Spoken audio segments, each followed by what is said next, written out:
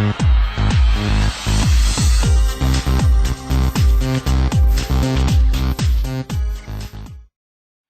will interview in English. Good, because my Finnish is very bad. Okay.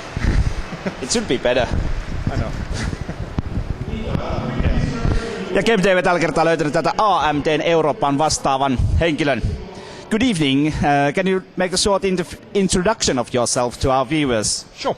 I'm Richard Huddy. I'm the Worldwide Developer Relations Manager for AMD, which means that I get to work with games developers who are putting together 3D content for our graphics chips. Cool. One of the guys was in your presentation and he wrote a question that there's Moore's law, yeah, and how we will make it that it has effect, that it will work. Is there, like, after 10 years, because every time we get double times, is technically coming up with the Moore's law? Yeah, so Moore's law is an interesting consideration for us. Every 2 years we're able to double either the performance or the complexity of our chips, and you can spend that gain in a variety of ways. It continues to hold true. For the last 20 years or so, people have been predicting that it will only last another 5 years, but it hasn't got in the way. What we do have to do sometimes is be a little versatile. So the natural thing to do is simply to double the performance of the chip every generation. Everyone's twice as fast, everyone's twice as fast. But actually you have to do some clever things sometimes. And on the CPU side you can see what we've done. We've gone from 1 core to 2 cores and now 4 cores, and we'll have to go further down that kind of route. On the GPU side we're already very, very multi-core. So in practice we have 320 scale. Wild excitement. We've got 320 processors running in parallel inside the chip. That's really, really multi-core. It's a little bit more subtle than that, but we have a phenomenal amount of complexity in our chips, and it continues to hold into the future. That was interesting that you mentioned those, that in a one chip there's 4 cores in CPUs, but on the graphics side you are going like to put support for 2 or 3 cores at the same time. Is there a possibility to put them all to one card, not to use 2 or 3? Well, it's difficult for us to put all of those chips onto one card because many people don't want to buy their solutions that way. It's more convenient as an upgrade for some people. So buying one card and then adding another to add another 70% performance, that makes good sense. Buying something which is monolithic and has 4 graphics chips on there in the first place, maybe people are hard to persuade on that. So upgrade is a natural way. But yeah, we can build 4 chips and 4 times as much memory onto a graphics card and build a system which is super cool and super fast if people are willing to pay for it. Yep. What about the teraflop? There's something about teraflop which you mentioned in your presentation. Yep. And you're faster than teraflop at the moment. Yeah, back about 10 years ago when Deep Blue faced off against Garry Kasparov, they put the first teraflop computer together. So it had 1,000 gigaflops of compute power. It could do 1,000 million math instructions every second, which is a phenomenal amount of mathematics. They did that with loads and loads of CPU cores, very, very complicated, and to win a game of chess against someone of his standard, you needed that much compute density. Now, inside our sort of 21 millimeters by 21 millimeters chip, you get that much compute density. We have a whole teraflop if you build a system with a Crossfire HD29 setup, 2 of them.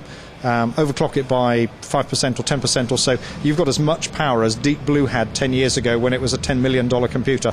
Phenomenal value. Yeah, it really is. You have also mentioned that 8 years and 6 months from now we are going to do realistic performance on graphics. Like you and me standing here, we would be realistic. Is that really going to happen? Well, the answer is yes. Up until around a year ago, everyone would always answer, oh, we'll be able to render reality realistically in real time in about 10 years' time. But if you do the calculations on what you need to render reality, how much compute power you need for that, how much memory bandwidth you need for that, how much complexity there is to rendering that scene so it's convincing, you can do that on the current calculations, you can do that in about 8.5 years' time.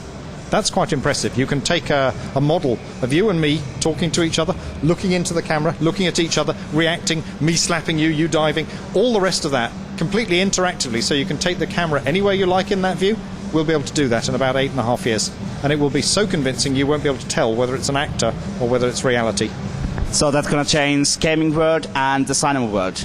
Sorry, it'll change? that will change the whole idea of games, basically, or the cinema. You don't need actors if you can build a computer. In theory, yes, you can move away from actors. I quite like the idea that someone like Angelina Jolie or any of the actresses are real and in a somewhat impractical sense, they're in the world, and there's someone that I could approach, I could walk up to, and maybe, just maybe, I'll get lucky one day. Okay, with a virtual actress, that'll never happen, and I know it'll never happen, but I can fool myself into thinking, Angelina, she likes me. So I don't think we'll do away with real actors, but there's no doubt that we're getting to the stage where computer games are so expressive that they have most of the power of real actors. We showed a beautiful demo only a handful of months ago with the heavy weapons guy out of Team Fortress 2 from Valve. Absolutely beautiful, astonishingly emotional kind of performance from a simple animation where his face is so expressive that you can't help but laugh or feel slightly sad or bewildered. So expressive that all of the emotional content of you or I working with a camera is already available. So it's just the kind of fine-grained details, those last finishing touches to the pixels that we're doing over the next 8.5 years. How much work do you do together with the gaming world?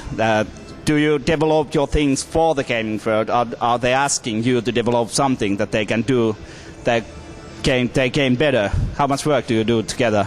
So my work is entirely with the gaming community. There are actually two sorts of games developers. There are those who use technology which is already there because they want to reach an audience of maybe tens of millions, something like The Sims. They wait until 3D graphics is everywhere, and then they use 3D graphics and make games that look pretty good and are great fun. And it's just about using hardware which is already prevalent. But there are other people like Crytek and others too who are enthusiasts for technology. They really want to burn every bit of power that we can give them. They have ambitions about what they'll do over the next 2 or even 5 years, and those people we talk to a great deal because they shape the design of our future hardware. So it's not just a situation where we come to them and say, here's the graphics chip, you program it. This is how it works. We go to them and we ask them, what is it you really need from us? It's a great dialogue. It's a lot of fun to be involved. If I didn't have my job, I'd be really jealous of the guy who did have it.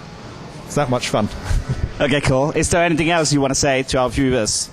Only that the spirit and vibrancy of PC gaming seems to be really truly alive. I know we have Xbox 360s and we have PlayStation 3s and Wii's around here, but you know the Hardware Arena is full of people playing PC games, and it's a huge amount of fun.